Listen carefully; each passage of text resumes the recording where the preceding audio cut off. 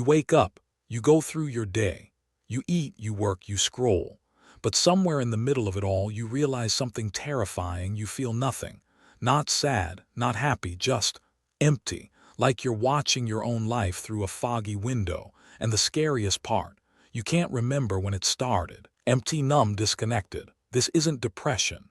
This isn't just stress. This is something psychology calls emotional numbness, and millions of people are trapped in it without even knowing why. Today, we're going to dissect exactly what's happening inside your brain when you feel nothing, why your mind chose to shut down, and most importantly, how to feel alive again. The shutdown. Your brain has a hidden emergency protocol. When emotional pain becomes too much, when stress becomes chronic, when trauma accumulates, your nervous system doesn't just cope, it shuts down. Psychologists call this emotional blunting, and it's your mind's way of protecting you from feeling too much. Think of it like a circuit breaker in your house. When there's too much electrical current, the breaker trips to prevent a fire. Your emotions work the same way. But here's the problem. That circuit breaker wasn't designed to stay off forever.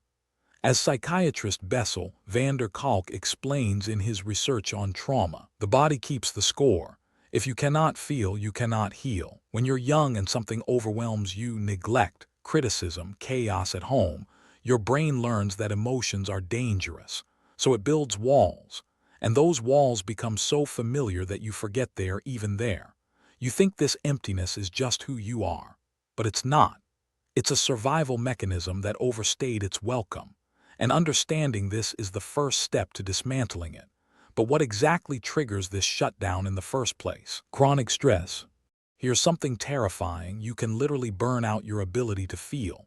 When you live in constant stress, your body floods with cortisol, day after day, week after week. And eventually, your emotional receptors start to downregulate. They become numb to protect themselves. It's like living next to a train track. At first, every train shakes your whole house. But after months, you barely notice. Your brain adapted. Your emotions do the same thing. Stress burns you out. Research from the American Psychological Association shows that chronic stress physically changes your brain's amygdala, the emotional center. It shrinks. It becomes less responsive.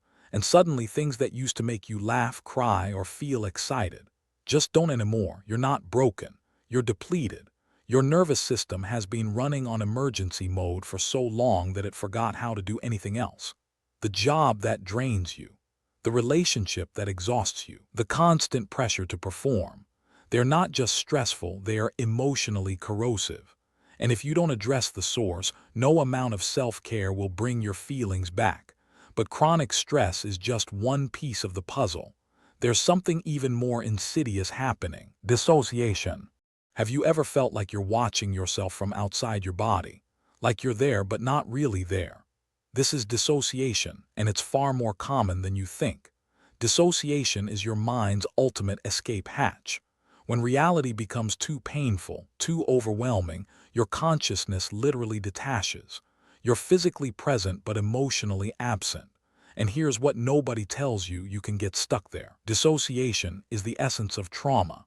The overwhelming experience is split off and fragmented. Many people walking around feeling empty aren't depressed, they're dissociated. They learned early in life that checking out was safer than checking in. Maybe you grew up in an unpredictable home. Maybe you experienced something you couldn't process. Maybe the world just felt like too much, so you left. Not physically, mentally, and part of you never came back.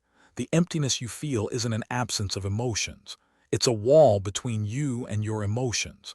They're still there. Locked behind a door, your younger self closed for protection. Recognizing dissociation is crucial because the solution isn't to feel more, it's to feel safe enough to come back. But there's another modern epidemic making this worse: digital numbing. Your phone is an emotional anesthetic, and you're using it every single day. Every scroll, every notification, every mindless video, they're not just distractions. They're dopamine hits that are slowly destroying your capacity for real feeling. Neuroscientist Anna Lemke explains that when you constantly flood your brain with easy pleasure, it compensates by reducing your baseline happiness. Scroll, numb, repeat. You need more stimulation just to feel normal. And when you put the phone down, emptiness.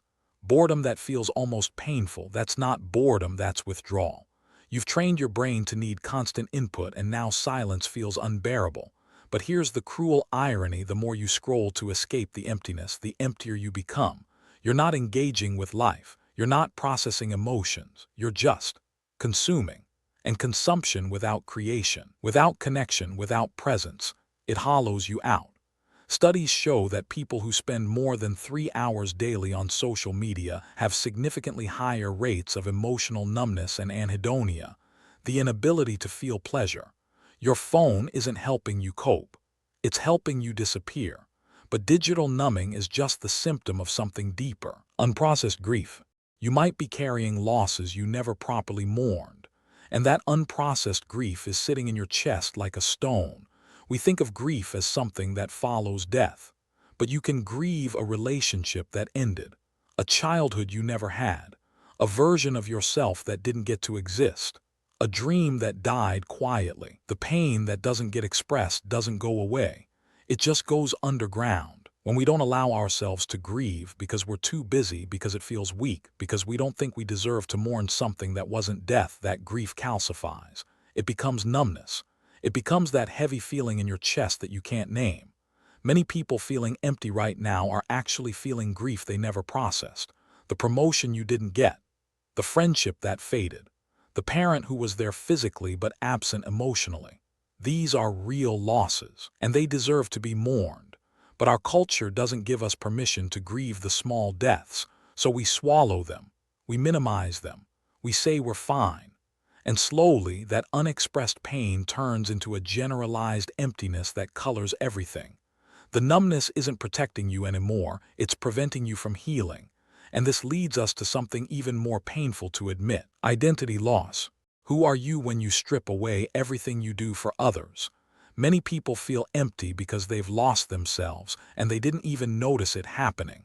You became the responsible one, the successful one, the one who holds everything together. You built an identity around achievement, around pleasing others, around being needed. Who are you really? But somewhere along the way, you forgot to ask what you actually want. What makes you come alive? What your voice sounds like when it's not echoing someone else's expectations. Carl Jung called this the false self, a mask we create to survive and belong. And the longer you wear that mask, the harder it becomes to find the face underneath. The emptiness you feel might be the absence of your authentic self. You've been so busy being who everyone needs you to be that you forgot who you actually are. And now when you look inside, there's just nothing. Not because nothing is there, but because you've been strangers to yourself for so long that you've forgotten how to recognize your own reflection. Reconnecting with yourself isn't selfish, it's survival. But there's another reason for this emptiness that cuts even deeper: emotional neglect. The most damaging thing that can happen to a child isn't always abuse, sometimes it's nothing. Emotional neglect is invisible trauma. It's not what happened to you, it's what didn't happen. No one validated your feelings. No one asked how your day really was. No one noticed when you were struggling. You learned that your emotions didn't matter, so you stopped having them. Emotional neglect is the absence of enough emotional attention, emotional attunement, and emotional validation. Psychologist Jonas Webb's research shows that children who experience emotional neglect grow up with a persistent sense of emptiness. They struggle to identify their feelings. They feel different from others without knowing why. They have a nagging sense that something is missing.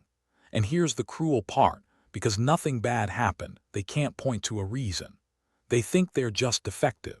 They compare their invisible wounds to others' visible ones and feel they have no right to struggle. But emptiness is the wound. The void inside you is where emotional connection should have been. Recognizing this isn't about blaming your parents.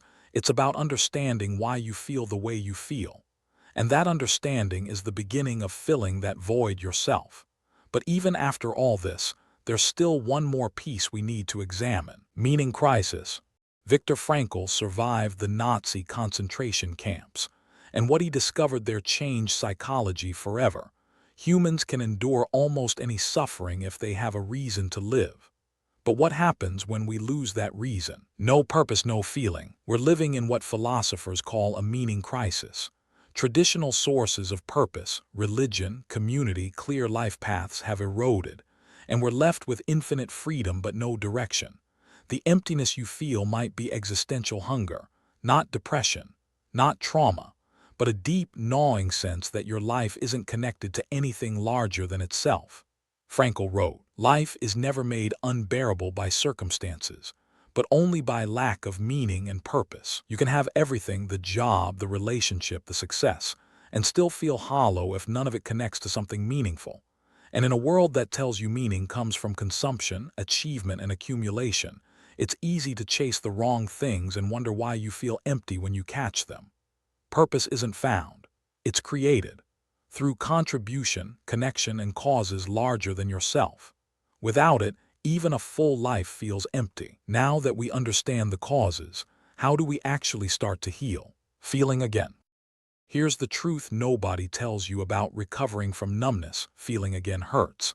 When those walls start coming down, you don't just feel the joy you've been missing. You feel the pain you've been avoiding. All of it.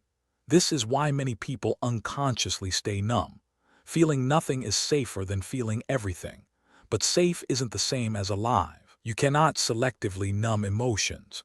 When we numb the painful emotions, we also numb the positive ones. The path back to feeling starts with tiny steps, not forcing emotions but creating conditions where they can emerge safely.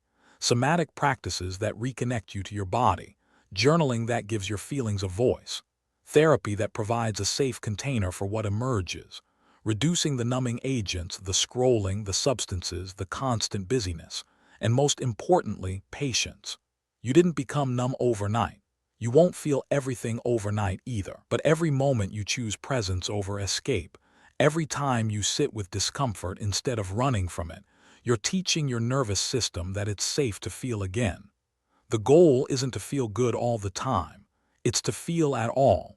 And that brings us to the most important realization: coming alive. The emptiness was never a flaw. It was a signal.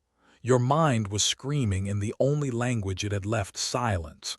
And the fact that you're here trying to understand it means something inside you still wants to feel, still wants to live, not just exist, truly live. Feel live, breathe again. Coming back to life is a choice you make daily. It's choosing connection over isolation, presence over distraction, authenticity over performance. It's letting yourself cry at a movie, getting angry when something matters, feeling joy so intense it almost hurts. These aren't weaknesses, they are proof that you're human. The great psychologist Carl Rogers believed that given the right conditions, people naturally move toward growth and healing. You don't need to force yourself to feel. You need to remove the barriers preventing feeling. The numbness protected you when you needed protection. Thank it for its service. And then let it go. Because on the other side of emptiness isn't more emptiness, it's everything. Every laugh, every tear, every moment of genuine connection you've been missing. The privilege of a lifetime is to become who you truly are. Welcome back to feeling. Welcome back to life. Welcome to the Psyche Project. You now understand what's been happening inside you. The shutdown was survival. The numbness was protection. But you don't need that armor anymore. The world that overwhelmed you as a child can be faced as an adult. The emotions you buried don't have to stay buried. Feeling empty isn't a life sentence. It's an invitation to go inward and reclaim what was lost. Feel, heal, live. This journey back to yourself won't be comfortable. There will be days when numbness feels easier than vulnerability, when distraction feels safer than presence. But every time you choose to feel, even when it hurts, you're choosing life over mere existence. You're not broken. You were never broken. You were just protected. And now you're ready to be free. The emptiness was never who you are. It was what happened to you. And what happened to you doesn't have to define you anymore. Welcome to the Psyche Project. If this gave you something to think about, subscribe for more. Understanding yourself is the work of a lifetime.